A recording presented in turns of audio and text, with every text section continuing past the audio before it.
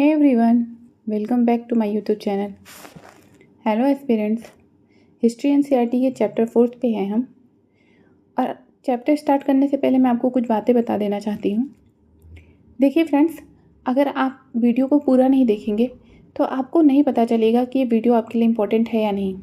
इसलिए प्लीज़ किसी भी वीडियो को स्टार्ट करके उसको ऐसे ही छोड़िए मत। आप वीडियो को पूरा देखिए। इधर उधर की वीडियोस हम अक्सर देखते हैं, बैठ के पूरी देखते हैं, पर जब हमें कुछ नॉलेज वाली चीज़ें मिलती हैं जिससे हम कुछ सीख सकते हैं, वो चीज़ें हम अक्सर इग्नोर कर देते हैं। तो अगर आप एस्पिरेंट हैं और अगर आप यूपीएससी या यूपी पीसीएस की तैयारी कर रहे हैं या किसी भी स्टेट पीसीएस की तैयारी कर रहे हैं, तो प्लीज़ वीडियो को पूरा देखिए और फिर डिसाइड करिए कि आपको क्या करना है। और प्लीज़ अगर वीडियो आपको अच्छी लगे तो चैनल को लाइक करिए, शेयर करिए, सब्सक्राइब करिए। आपके एक सब्सक्राइबर से मुझे बहुत मोटिवेशन मिलता है।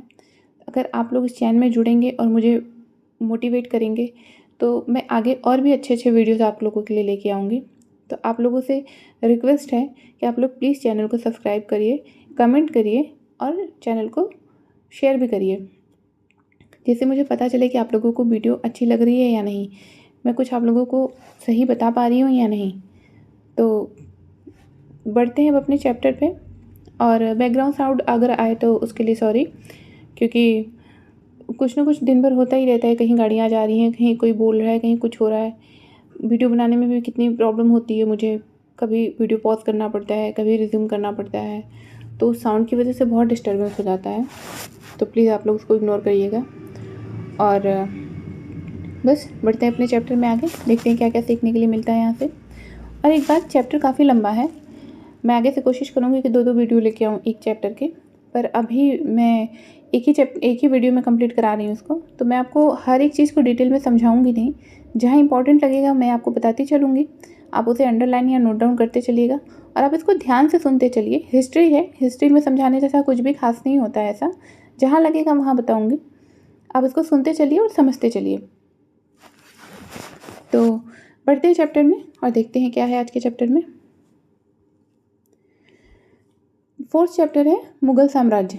तो हम आज मुगल साम्राज्य के बारे में पढ़ेंगे और देखेंगे क्या है, कैसा है।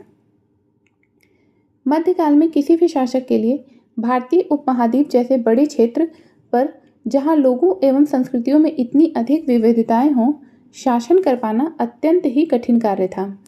तो यहाँ बताया जा रहा है कि जब मध्यकाल का समय था, उस समय भारतीय उपमहाद्वीप में कई सारी विभिन्न तरह की संस्कृतियाँ थी, विविधताएँ थी। तो और आप लोगों को पता है कि भारतीय उपमहाद्वीप कितना बड़ा है, तो वहाँ पर शासन करना सच में बहुत कठिन होता होगा। अपने पूर्ववर्तियों के विपरीत मुगलों ने एक साम्राज्य की स्थापना की और वह कार्य पूरा किया जो अब तक केवल छोटी अवधियों के लिए ही संभव जान पड़ता था। तो इससे पहले मुगल ने जब पूरे भारतीय उपमहाद्वीप पे अपना साम्राज्य स्थापित किया, तो उससे पहले बहुत कम समय के लिए ही कोई भी यहाँ पे अपना साम्राज्य को स्थापित कर पाया था। पर मुगल साम्राज्य जब आया तो काफ़ी लंबी अवधि के लिए आया था। 16वीं सदी के उत्तरार्ध से इन्होंने दिल्ली और आगरा से अपने राज्य का विस्तार शुरू किया और 17वीं शताब्दी में लगभग संपूर्ण महाद्वीप पर अधिकार प्राप्त कर लिया। तो 16वीं शताब्दी में से इन्होंने सिर्फ दिल्ली और आगरा से शुरू की थी विस्तार, और ये धीरे धीरे 17वीं शताब्दी आते आते पूरे महाद्वीप पे इनका अधिकार हो गया। अच्छा, अगर शताब्दी को लेके आपको कन्फ्यूज़न होगी 16वीं शताब्दी क्या है, 17वीं शताब्दी मतलब, तो 16वीं शताब्दी का मतलब आप समझिए 1500 से 1599 और 17वीं शताब्दी 1600 से 1699। उन्होंने प्रशासन के ढांचे तथा शासन संबंधी जो विचार लागू किए, वे उनके राज्य के पतन के बाद भी टिके रहे। यह एक ऐसी राजनैतिक धरोहर थी जिसके प्रभाव से उपमहाद्वीप में उनके पश्चात आने वाले शासक अपने को अछूता न रख सके।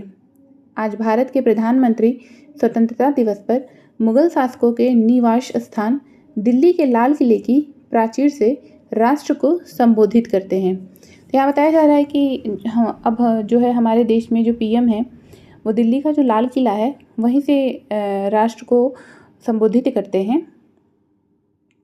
बाकी मुगलों के बारे में बताया जा रहा है। हम आगे देखते हैं, चैप्टर में आगे बढ़ते हैं। ये देखिए लाल किला का यहाँ पे चित्र दिया गया है। ये लाल किला है। ये यहाँ इसी के प्राचीर से भारत को रिप्रेजेंट किया जाता है। आप लोगों में बहुत से लोगों ने लाल किला को जाके देखा होगा दिल्ली में। फिर हम देखते हैं मुगल कौन थे। मुगल 2 महान शासक वंशों के वंशज थे। माता की ओर से तो वे मंगोल शासक चंगेज खान, जो चीन और मध्य एशिया के कुछ भागों पर राज करता था, के उत्तराधिकारी थे। पिता की ओर से वे ईरान, इराक एवं वर्तमान तुर्की के शासक तैमूर, जिसकी मृत्यु 1404 ईस्वी में हुई, के वंशज थे। तो जो मुगल थे वो 2 वंशों के वंशज थे। उनकी माता की तरफ से जो थे वो मंगोल शासक थे, जो चंगेज खान चीन और मध्य एशिया के कुछ भागों पर राज करते थे। और पिता की तरफ से जो थे वो ईरान, इराक और वर्तमान की तुर्की के शासक थे, तैमूर के वंशज थे। परंतु मुगल अपने को मुगल या मंगोल कहलवाना पसंद नहीं करते थे। ऐसा इसलिए था क्योंकि चंगेज खान से जुड़ी स्मृतियां सैकड़ों व्यक्तियों के नरसंहार से संबंधित थी। यही स्मृतियां मुगलों के प्रतियोगियों उज़्बेकों से भी संबंधित थी। दूसरी तरफ मुगल तैमूर के वंशज होने पर गर्व का अनुभव करते थे, ज़्यादा इसलिए क्योंकि उनके इस महान पूर्वज ने 1398 में दिल्ली पर कब्जा कर लिया था। तो वो उनकी मुगल जो थे उनकी माँ की तरफ से जो वंशज थे, उनसे उनके नाम के साथ वो अपने आप को नहीं जोड़ के मंगोल नहीं कहलवाना चाहते थे, क्योंकि उन्हें पता था कि जो उनकी यादें हैं वो काफ़ी सारे नरसंहार से जुड़ी हुई हैं, जो उन्हें आगे शासन करने में बाधा उत्पन्न कर सकती है। पर पिता की तरफ से जो नाम मिला था मुगल, वो उन्होंने अपनाया क्योंकि उस पर वो गर्व महसूस करते थे। और वो गर्व इसलिए महसूस करते थे क्योंकि उनके जो पूर्वज थे उन्होंने दिल्ली पर कब्जा किया था।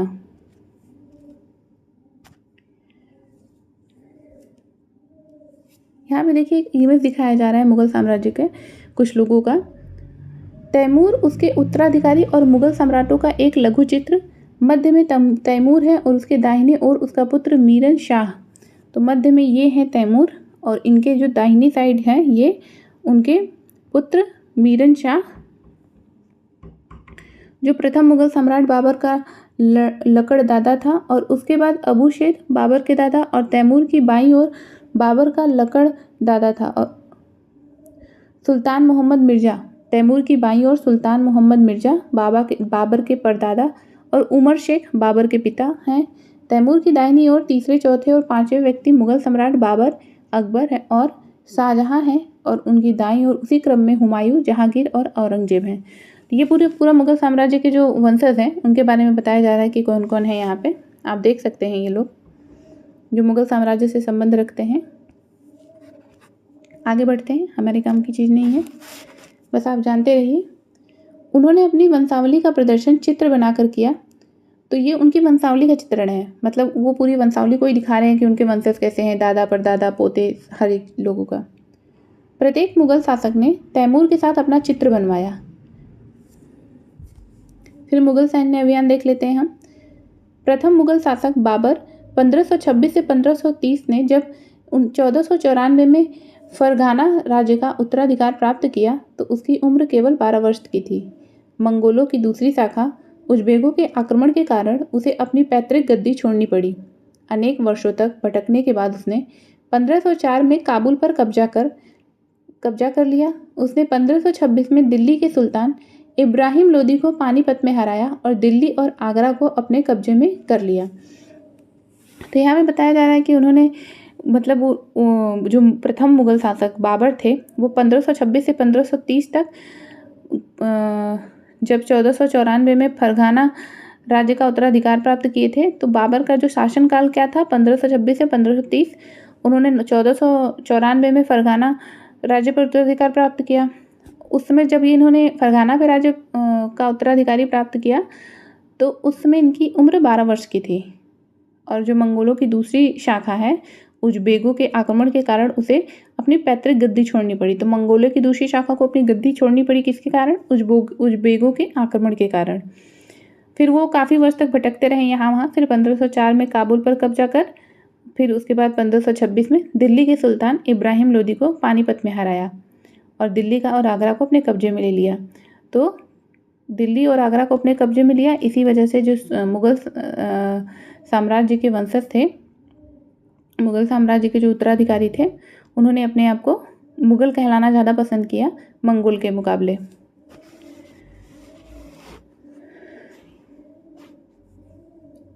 यहाँ पे देख सकते हैं आप इनकी सेना मुग़ल फौज अभियान पर। आगे बढ़ते हैं हम। यह गौर करेंगे कि अफ़गान मुग़ल सत्ता के लिए तात्कालिक खतरा थे। मुग़लों और अहोम, सिखों एवं मेवाड़ और मारवाड़ के संबंधों पर भी गौर करें। सफ़ाविद ईरान से अकबर और हुमायूं के संबंध में क्या अंतर था? क्या औरंगजेब के शासनकाल में गोलकुंडा और बीजापुर के अधिग्रहण से दक्कन में युद्ध का अंत हो पाया? तो यहाँ एक प्रश्न बनाया गया है जो हमारे काम का नहीं है। हम आगे देखते हैं। ये इमेज देखिए। 16वीं शताब्दी में युद्धों में तोपों और गोलीबारी का प्रयोग पहली बार हुआ था। बाबर ने इनका पानीपत की पहली लड़ाई में प्रभावी ढंग से प्रयोग किया था। ये आप देख सकते हैं कि तोप का इस्तेमाल कैसे हो रहा है युद्ध में। युद्ध में प्रयोग होने वाले बारूद की तकनीक भारत में 14वीं शताब्दी में लाई गई।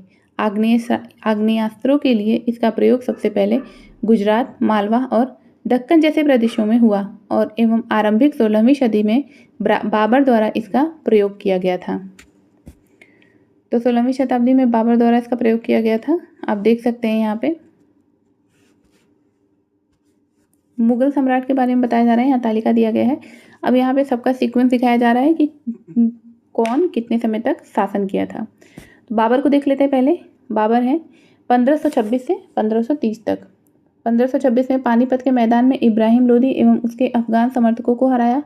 1527 में खानवा में राणा सांगा राजपूत राजाओं और उनके समर्थकों को हराया। 1528 में चंदेरी में राजपूतों को हराया।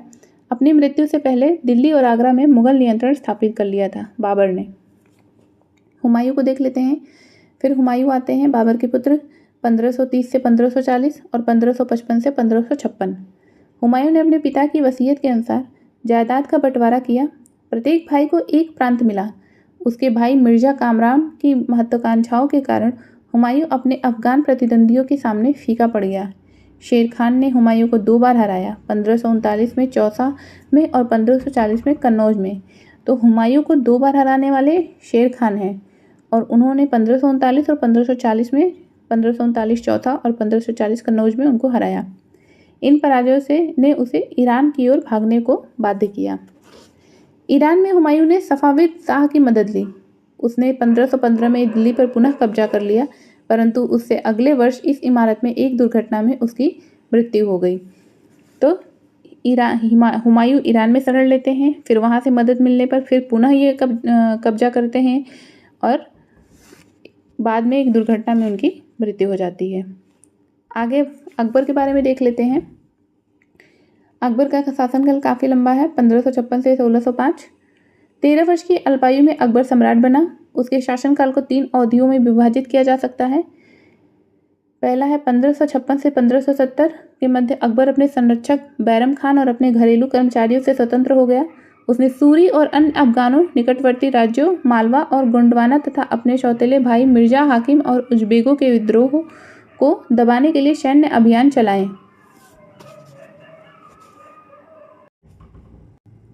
1568 में सिसोदियों की राजधानी चित्तौड़ और 1569 में रणथंभौर पर कब्जा कर लिया। फिर दूसरा इनका शासनकाल आता है 1570 से 1585 के मध्य। गुजरात के विरुद्ध सैनिक अभियान हुए। इन अभियानों के पश्चात उसने पूर्व में बिहार, बंगाल और उड़ीसा में अभियान चलाए, जिन्होंने 1579-80 में मिर्जा हाकिम के पक्ष में हुए विद्रोह ने और जटिल कर दिया। फिर तीसरा इनका देख लेते हैं। तीसरा है इनका 1585 से 1605 के मध्य। अकबर के साम्राज्य का विस्तार हुआ। उत्तर पश्चिम में अभियान चलाए गए। सफ़ाविदों को हराकर कांधार पर कब्जा किया गया और कश्मीर को भी जोड़ दिया गया। मिर्जा हाकिम की मृत्यु के पश्चात काबुल को भी उसने अपने राज्य में मिला लिया। दक्कन में अभियानों की शुरुआत हुई और बरार, खानदेश और अहमदनगर के कुछ हिस्सों को भी उसने अपने राज्य में मिला लिया। अपने शासन के अंतिम वर्षों में अकबर की सत्ता राजकुमार सलीम के विद्रोहों के कारण लड़खड़ाई। यही सलीम आगे चलकर सम्राट जहांगीर कहलाया। तो जो जहांगीर है वो सलीम ही है जो अकबर के पुत्र हैं। अब जहांगीर का शासनकाल देख लेते हैं 1605 से 1627। जहांगीर ने अकबर के सैन्य अभियानों को आगे बढ़ाया। मेवाड़ के सिसोदिया शासक अमर सिंह ने मुगलों की सेवा स्वीकार की। इसके बाद सिखों, अहोमों और अहमदनगर के खिलाफ अभियान चलाए गए, जो पूर्णतः सफल नहीं हुए। जहांगीर के शासन के अंतिम वर्षों में राजकुमार खुर्रम, जो बाद के सम्राट शाहजहां कहलाए, ने विद्रोह किया। जहांगीर की पत्नी नूरजहां ने शाहजहां को हाशिए पर धकेलने के प्रयास किए, जो असफल रहे। तो यहाँ पे बताया उनकी, तो आपको पता है कि जो मुग़ल हुआ करते थे उनमें उनके पारिवारिक द्वंद्व भी काफ़ी हुआ करते थे। पारिवारिक द्वंद्व भी बहुत चलते थे। अभी बैकग्राउंड में साउंड आया, उसके लिए सॉरी, क्या ही कर सकते हैं। फिर शाहजहां का देख लेते हैं। 1627 से 1658 दक्कन में शाहजहां के अभियान जारी रहे। अफगान अभिजात खान जहान लोदी ने विद्रोह किया, वह पराजित हुआ। अहमदनगर के विरुद्ध अभियान हुआ, जिसमें बुंदेलों की हार हुई और ओरछा पर कब्जा कर लिया गया। उत्तर पश्चिम में बल्ख पर कब्जा करने के लिए उज़्बेकों के विरुद्ध अभियान हुआ, जो असफल रहा। परिणाम स्वरूप कांधार सफ़ाविदों के हाथ में चला गया। 1632 में अंततः अहमदनगर को मुगलों के राज्य में मिला लिया गया और बीजापुर की सेनाओं ने सुलह के लिए निवेदन किया। 1657 से 58 में शाहजहां के पुत्रों के बीच उत्तराधिकार को लेकर झगड़ा शुरू हो गया। इसमें औरंगजेब की विजय हुई और दारा शिकोह समेत उसके 3 भाइयों को मौत के घाट उतार दिया गया। शाहजहां को उसकी शेष जिंदगी के लिए आगरा में कैद कर लिया गया। अच्छा, एक ये भी रिवाज चला कि ये अपने पिता को ही कैद कर लिया करते थे शासन करने के लिए, राजा, उत्तराधिकारी बनने के लिए, राजा बनने के लिए, जो भी कह सकते हैं, सम्राट बनने के लिए। फिर औरंगजेब के बारे में देख लेते हैं। 1663 में उत्तर पूर्व में अहोमों की पराजय हुई, परंतु उन्होंने 1680 में पुनः विद्रोह कर दिया। उत्तर पश्चिम में यूसुफजई और सिखों के विरुद्ध अभियानों को अस्थायी सफलता मिली। मारवाड़ के राठौर राजपूतों ने मुगलों के खिलाफ विद्रोह किया। इसका कारण था उनकी आंतरिक राजनीति और उत्तराधिकार के मामलों में मुगलों का हस्तक्षेप।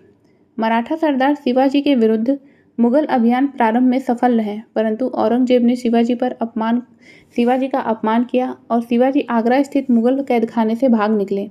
उन्होंने अपने को स्वतंत्र शासक घोषित करने के पश्चात मुगलों के विरुद्ध पुनः अभियान चलाए। राजकुमार अकबर ने औरंगजेब के विरुद्ध विद्रोह किया, जिसमें उसे मराठों और दक्कन की सल्तनत का सहयोग मिला। अंततः वह सफाविद ईरान भाग गया। अकबर के विद्रोह के पश्चात औरंगजेब ने दक्कन के शासकों के विरुद्ध सेनाएं भेजी। 1685 में बीजापुर और 1687 में गोलकुंडा को मुगलों ने अपने राज्य में मिला लिया। 1698 में औरंगजेब ने दक्कन में मराठों को, जो छापामार पद्धति का उपयोग कर रहे थे, के विरुद्ध अभियान का प्रबंधन स्वयं किया। औरंगजेब को उत्तर भारत में सिखों, जाटों और सनातनियों, उत्तर पूर्व में अहोम और दक्कन में मराठों के विद्रोह का सामना करना पड़ा। उनकी मृत्यु के पश्चात उत्तराधिकार के लिए युद्ध शुरू हो गया। तो मुगल में जब भी किसी मुगल की मृत्यु होती थी, मुगल सम्राट की, तो उन लोगों में आपस में युद्ध होने लगता था कि अब अगला सम्राट कौन बनेगा। तो जितने भी सम्राट बनने के लिए दावेदार हुआ करते थे, वो आपस में ही युद्ध करते थे और उसमें से जो बलशाली होता था, जो जीत सकता था, वो शासन करता था। फिर आप देख सकते हैं एक अकबर का शासनकाल के समय का है, 1605 का। आप देखिए कितने दूर तक फैला हुआ है अकबर का शासन। यहाँ आप देख सकते हैं बंगाल, पटना, इलाहाबाद, मालवा, बरार, रणथंभौर, मथुरा, आगरा, फतेहपुर सीकरी, अंबर, दिल्ली, पानीपत, पंजाब, लाहौर, श्रीनगर, कश्मीर, अजमेर, चित्तौड़, गुजरात, सिंध, कांधार, काबुल, आप सब देख सकते हैं यहाँ पे। इधर नीचे आइए, बीजापुर, गोलकुंडा। तो ये अकबर ने जब जिस जगह को जीता, उसको अपने राज्य में मिलाते चले गए। उत्तराधिकार की मुगल परंपराएं। मुगल ज्येष्ठाधिकार के नियम में विश्वास नहीं करते थे, जिसमें ज्येष्ठ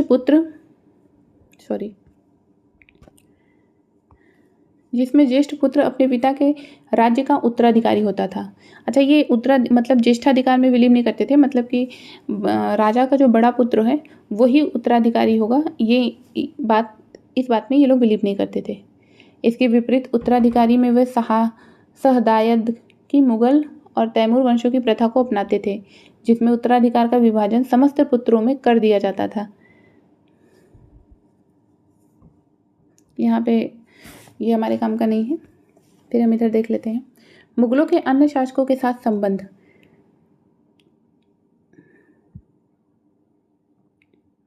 मुगलों ने उन शासकों के विरुद्ध लगातार अभियान किए जिन्होंने उनकी सत्ता को स्वीकार करने से इनकार कर दिया। जब मुगल शक्तिशाली हो गए तो अन्य कई शासकों ने स्वेच्छा से उनकी सत्ता स्वीकार कर ली।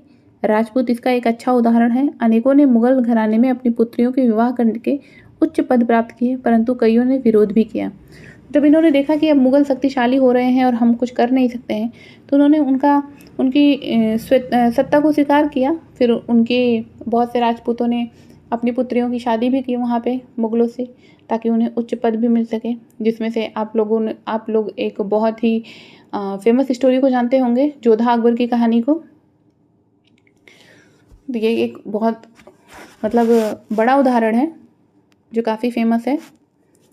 राजपूतों के साथ मुगलों की शादियाँ।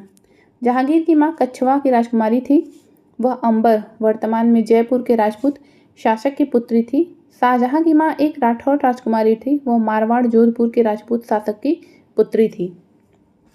तो ये लोग अपनी पुत्रियों का विवाह भी मुगलों से कर दिया करते थे ऊंचा पद पाने के लिए।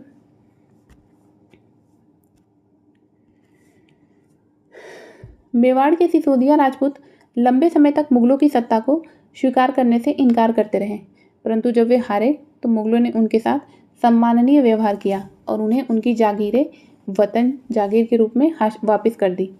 पराजित करने परंतु अपमानित न करने के बीच सावधानी से बनाए गए संतुलन की वजह से मुगल भारत के अनेक शासकों और सरदारों पर अपना प्रभाव बढ़ा पाए, परंतु इस संतुलन को हमेशा बरकरार रखना कठिन था। एक बार फिर तालिका 1 देखें, जो हमने पीछे इमेज देखा था। गौर करें कि जब शिवाजी मुगल सत्ता स्वीकार करने आए तो औरंगजेब ने उनका अपमान किया। इस अपमान का क्या परिणाम हुआ? मनसबदार और जागीरदार। जैसे जैसे साम्राज्य में विभिन्न क्षेत्र सम्मिलित होते गए, वैसे वैसे मुगलों ने तरह तरह के सामाजिक समूहों के सदस्यों को प्रशासन में नियुक्त करना आरंभ किया। शुरू में ये ज़्यादातर सरदार तुरानी थे, लेकिन अब इस छोटे समूह के साथ साथ उन्होंने शासक वर्ग में ईरानियों, भारतीयों, मुसलमानों, अफगानों, राजपूतों, मराठों और अन्य समूहों को सम्मानित किया। मुगलों की सेवा में आने वाले नौकरशाह मनसबदार कहलाए। तो मनसबदार कौन है? मुगलों की सेना में आने वाले नौकरशाह को मनसबदार कहा जाता है। ये ध्यान रखिएगा आप। मनसबदार शब्द का प्रयोग ऐसे व्यक्तियों के लिए होता था जिन्हें कोई मनसब यानी कोई सरकारी हैसियत अथवा पद मिलता था। यह मुगलों द्वारा चलाई गई श्रेणी व्यवस्था थी, जिसके जरिए पद, वेतन एवं सैन्य उत्तरदायित्व निर्धारित किए जाते थे। पद और वेतन का निर्धारण जात की संख्या पर निर्भर था। जात की संख्या जितनी अधिक होती थी, दरबार में अभिजात की प्रतिष्ठा उतनी ही बढ़ जाती थी और उसका वेतन भी उतना ही अधिक होता था। जो सैन्य उत्तरदायित्व मनसबदारों को सौंपे जाते थे, उन्हीं के अनुसार उन्हें घुड़सवार रखने पड़ते थे। मनसबदार अपने सवारों को निरीक्षण के लिए लाते थे। वे अपने सैनिकों के घोड़ों को दगवाते थे एवं सैनिकों का पंजीकरण करवाते थे। इन कार्यवाहियों के बाद ही उन्हें सैनिकों को वेतन देने के लिए धन मिलता था। ये सब उनके प्रोसेस हुआ करते थे, आप समझ रहे होंगे। जात की श्रेणियाँ। 5000 जात वाले अभिजातों का दर्जा 1000 जात वाले अभिजातों से ऊंचा था। तो मतलब 5000 जात वाले अभिजातों का दर्जा 1000 जात वाले अभिजातों से ऊंचा था। अकबर के शासनकाल में 29 ऐसे मनसबदार थे जो 5000 जात की पदवी के थे। औरंगजेब के शासनकाल तक ऐसे मनसबदारों की संख्या 79 हो गई। क्या इसका अर्थ यह हुआ कि राज्य का खर्चा बढ़ गया? सोचिए। मनसबदार अपना वेतन राजस्व एकत्रित करने वाली भूमि के रूप में पाते थे, जिन्हें जागीर कहते थे, और जो तकरीबन इक्ताओं के समान थी। इक्ता हमने जब पिछले पढ़ा था पीछे, तो इक्ता के बारे में पढ़ा था। आप मुझे कमेंट बॉक्स में बताइएगा इक्ता का मतलब क्या है। परंतु मनसबदार मुक्तियों से भिन्न अपने जागीरों पर नहीं रहते और ना ही उन पर प्रशासन करते थे। उनके पास अपनी जागीरों से केवल राजस्व एकत्रित करने का अधिकार था। यह राजस्व उनके नौकर उनके लिए एकत्रित करते थे, जबकि वे स्वयं देश के किसी अन्य भाग में सेवारत रहते थे। अकबर के शासनकाल में इन जागीरों का सावधानीपूर्वक आकलन किया जाता था ताकि इनका राजस्व मनसबदार के वेतन के तकरीबन बराबर रहे। औरंगजेब के शासनकाल तक पहुँचते पहुँचते स्थिति बदल गई। अब प्राप्त राजस्व मनसबदार के वेतन से बहुत कम था। मनसबदारों की संख्या में भी अत्यधिक वृद्धि हुई, जिसके कारण उन्हें जागीर मिलने से पहले एक लंबा इंतजार करना पड़ा था। इन सभी कारणों से जागीरों की संख्या में कमी हुई। यहाँ पे इमेज देख रहे हैं आप अपने सवारों के साथ एक मनसबदार अभियान पर। शाहजहां के राजकाल के एक लघु चित्र के ब्यौरे यहाँ जहांगीर के समय के भ्रष्टाचार को दिखाया गया है। भ्रष्ट अफसर रिश्वत लेते हुए एक कर अधिकारी गरीब किसान को सजा देते हुए। आगे देखेंगे हम। यहाँ देखिए, ये कर लेते हुए और ये गरीब किसान को सजा देते हुए।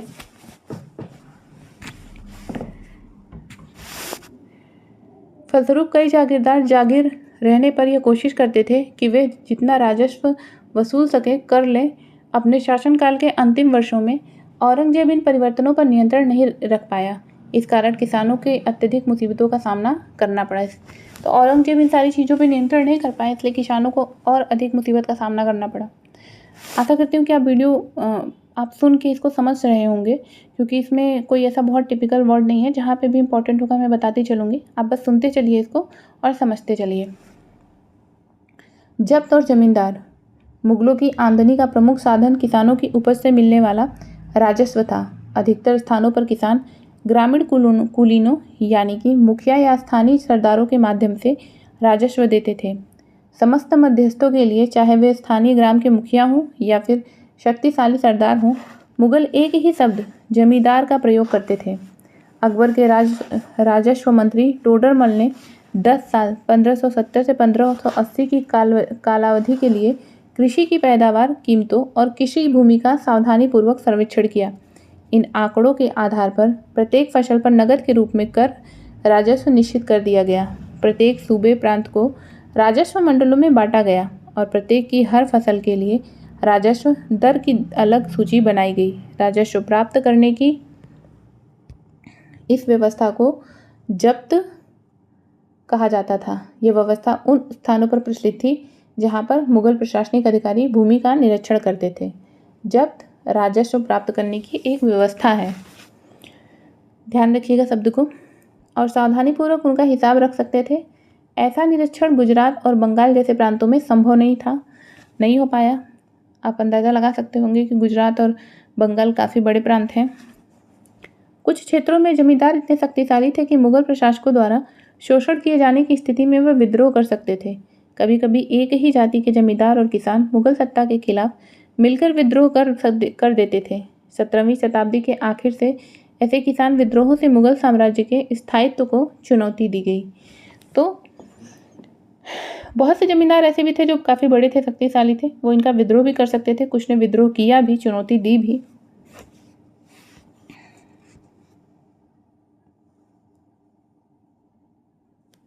अकबरनामा और आईने अकबरी।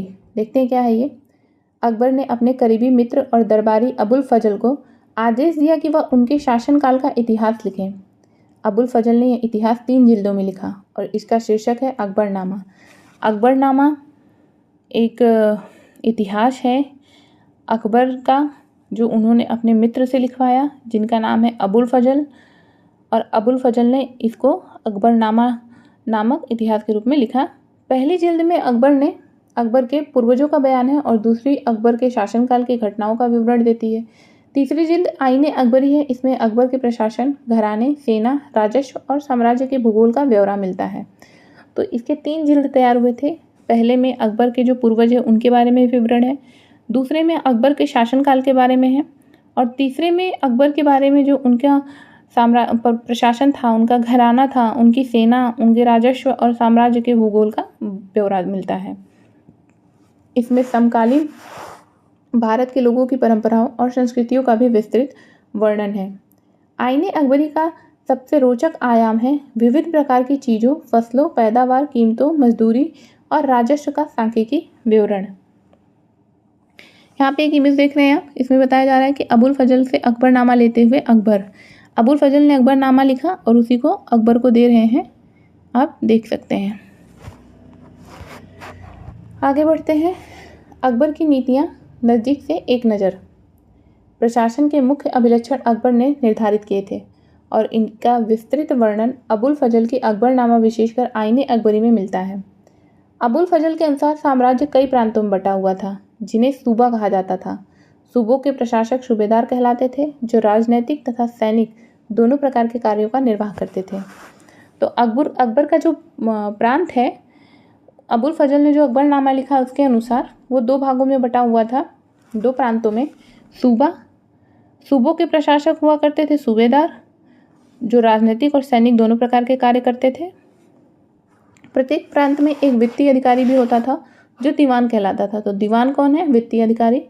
कानून और व्यवस्था बनाए रखने के लिए सूबेदार को अन्य अफसरों का सहयोग प्राप्त था, जैसे कि बख्शी, सैनिक वेतनाधिकारी, सदर, धार्मिक और धर्मार्थ किए जाने वाले कार्यों का मंत्री, फौजदार, सेना नायक और कोतवाल, नगर का पुलिस अधिकारी। फिर यहाँ पे जहांगीर के दरबार पर नूरजहां का प्रभाव। अब देख लेते हैं जहांगीर के दरबार पर नूरजहां का क्या प्रभाव हुआ था। मेहरुनिशा ने 1611 में जहांगीर से विवाह किया और उसे नूरजहां का खिताब मिला। नूरजहां हमेशा जहांगीर के प्रति अत्यधिक वफादार रही और उसको समय समय पर सहयोग देती रही। नूरजहां के सम्मान में जहांगीर ने चांदी के सिक्के जारी किए, जिसमें एक ओर उनके स्वयं के खिताब उत्कीर्ण थे और दूसरी ओर यह वाक्य रानी बेगम नूरजहां के नाम से गढ़ा हुआ था। बाईं ओर दिया गया दस्तावेज नूरजहां द्वारा जारी किया गया आदेश फरमान है, चौकोर मोहर बताती है। उदात्त और महान महारानी नूरजहां पादशाह बेगम का आदेश गोल मोहर के अनुसार शाह जहांगीर के प्रताप से महारानी चंद्रमा जैसी वैभवशाली बन गई। हम कामना करते हैं कि नूरजहां पादशाह इस युग की सर्वोत्तम महिला बने। तो आप यहाँ पे देख सकते हैं, ये नूरजहां का फरमान है, चौकोर और ये गोल सिक्के। ये देखिए उर्दू में लिखा हुआ है लिखावट।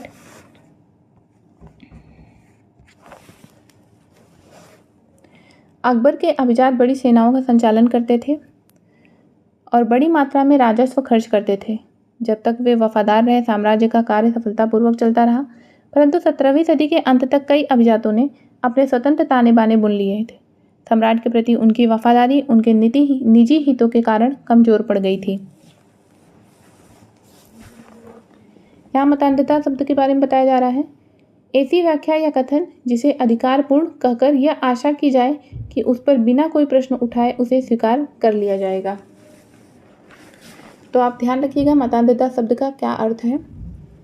1570 में अकबर जब फतेहपुर सिकरी में था तो उसने उलेमा, ब्राह्मणों, जेसुइट पादरियों जो रोमन कैथोलिक थे और जरदुश्त धर्म के अनुयायियों के साथ धर्म के मामलों पर चर्चा शुरू की। यह चर्चाएं इबादत खाना में हुई। अकबर की रुचि विभिन्न व्यक्तियों के धर्मों और रीति रिवाजों में थी। इस विचार विमर्श से अकबर की समझ बनी कि जो विद्वान धार्मिक रीति और मतान्धता पर बल देते हैं वे अक्सर कट्टर होते हैं। उनकी शिक्षाएं प्रजा के बीच विभाजन और असामंजस्य पैदा करती हैं। ये अनुभव अकबर को सुलह ए कुल या सर्वत्र शांति के विचार की ओर ले गए। सहिष्णुता की यह धारणा विभिन्न धर्मों के अनुयायियों में अंतर नहीं करती थी, अपितु इसका केंद्र बिंदु भी नीतिशास्त्र की एक व्यवस्था जो सर्वत्र लागू की जा सकती थी और जिसमें केवल सच्चाई, न्याय और शांति पर बल था। फिर यहाँ देख लेते हैं, ये इबादत खाना में अकबर विभिन्न धर्मों के विद्वानों के साथ चर्चा करते हुए। तो इबादत खाना जो शब्द है इसका मतलब आप समझ लीजिए, इबादत खाना एक ऐसी जगह है जहाँ पर अकबर विभिन्न धर्मों के विद्वानों के साथ चर्चा करते हैं। ये एग्ज़ाम में पूछा हुआ है, यूपीएससी के एग्ज़ाम में, तो आप इसको ध्यान रखिएगा। अबुल फजल ने सुलह-ए-कुल के इस विचार पर आधारित शासन दृष्टि बनाने में अकबर की मदद की। शासन के इस सिद्धांत को जहांगीर और शाहजहां ने भी अपनाया। फिर हम देख लेते हैं सुलह-ए-कुल। अकबर की सुलह-ए-कुल की नीति का उनके पुत्र जहांगीर ने इस प्रकार वर्णन किया है। ईश्वरीय अनुकंपा के विस्तृत आंचल में सभी वर्गों और सभी धर्मों के अनुयायियों की एक जगह है। इसलिए इसके विशाल साम्राज्य में, जिसकी चारों ओर की सीमाएं केवल समुद्र से ही निर्धारित होती थी, विरोधी धर्मों के अनुयायियों और तरह तरह के अच्छे बुरे विचारों के लिए जगह थी। यहाँ असहिष्णुता का मार्ग बंद था। यहाँ सुन्नी और शिया एक ही मस्जिद में इकट्ठे होते थे और ईसाई और यहूदी एक ही गिरजे में प्रार्थना करते थे। उसने सुसंगत तरीके से सार्विक शांति, सुलह ए कुल के सिद्धांत का पालन किया। तो अब आपको मतलब समझ में आ रहा होगा, सुलह ए कुल मतलब सार्विक शांति, मतलब सबकी शांति।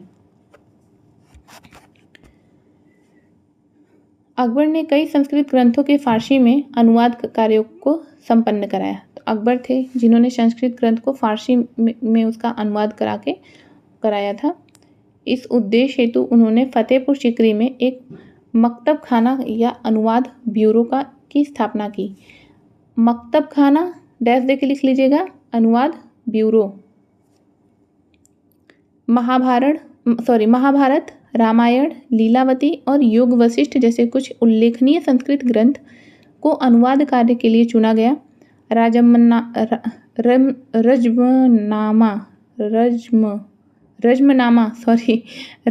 जो महाभारत का फारसी अनुवाद है, में महाभारत की घटनाओं का विस्तृत चित्रांकन है। तो जो रज्मनामा है, इसमें महाभारत की घटनाओं का वर्णन है। अगर एग्जाम में पूछ ले रज्मनामा क्या है, तो कनेक्ट कर लीजिएगा आप कि रज्मनामा महाभारत की घटनाओं का वर्णन।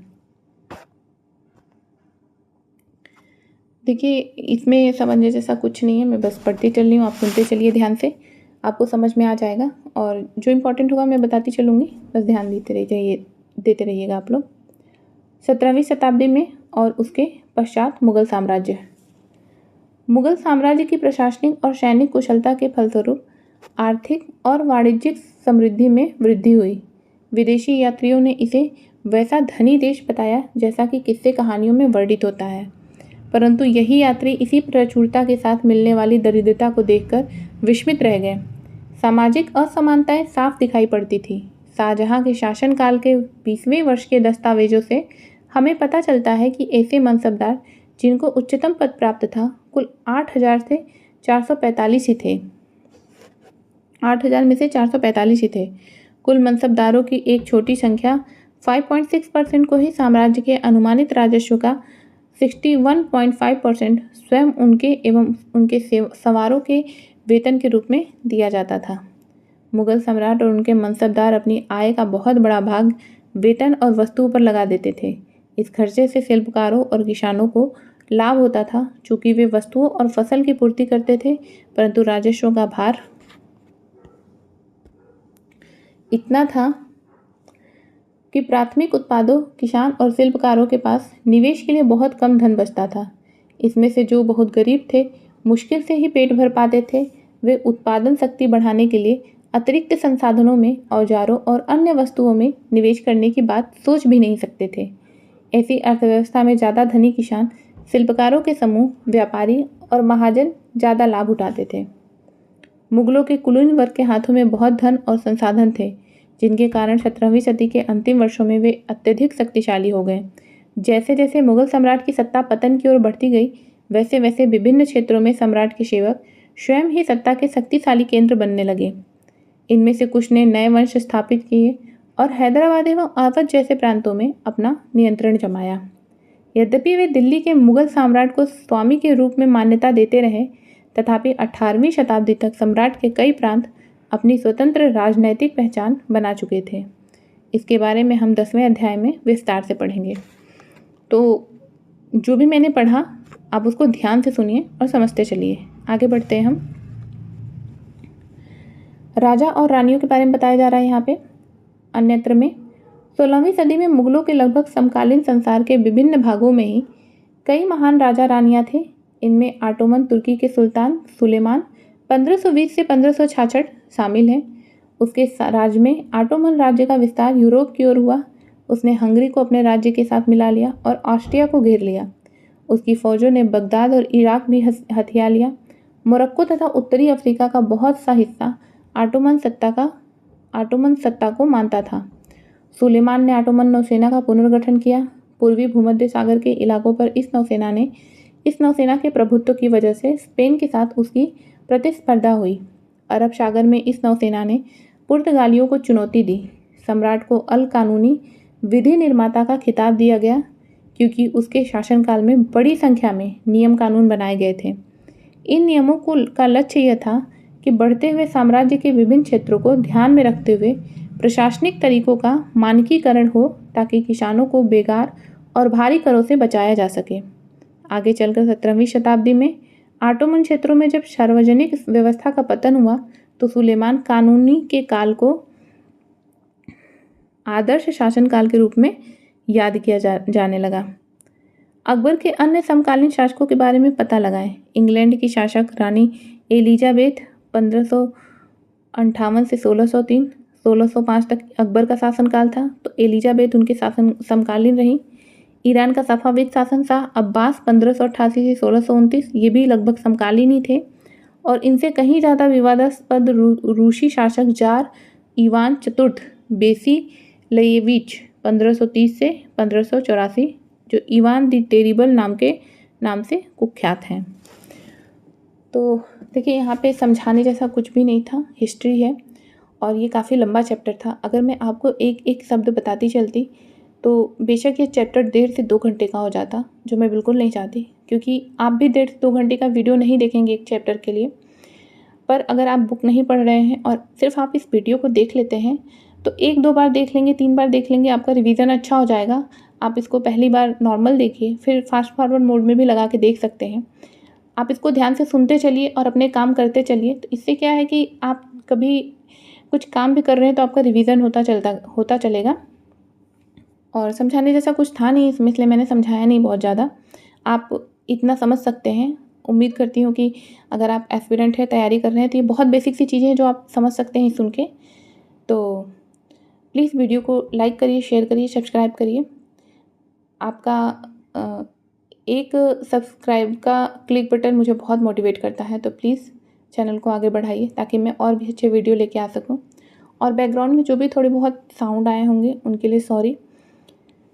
तो मिलते हैं अगले वीडियो में आपसे, तब तक के लिए बाय। ध्यान रखिए अपना, पढ़ते रहिए, मोटिवेट रहिए। Thank you, thanks for watching.